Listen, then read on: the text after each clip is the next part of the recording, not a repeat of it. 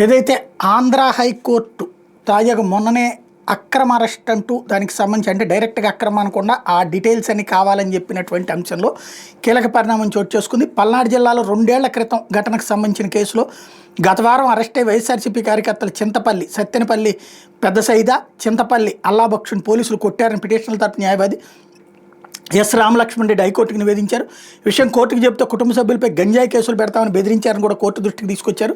దీని మీద స్పందించి న్యాయస్థానం వీటన్నింటినీ అదనపు అఫిడవిట్ రూపంలో తమ ముందుంచాలని న్యాయవాదికి స్పష్టం చేసింది.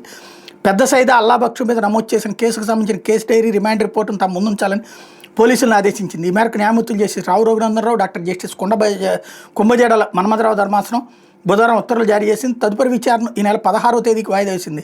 తన కుమారుడు పెద్ద సైదాను తన మేనల్లుడు అల్లాబక్షుని పోలీసులు అక్రమంగా నిర్బంధించారని వాళ్ళని కోర్టు ముందు హాజరుపరిచేలా ఆదేశాలు ఇవ్వాలంటూ పల్నాడు జిల్లా మాచివరం మండలం పిన్నెల్లికి చెందిన షేక్ చింతపల్లి నన్నే, గుంటూరు జానీ భాష వేర్వేరుగా హైకోర్టును ఆశ్రయించారు.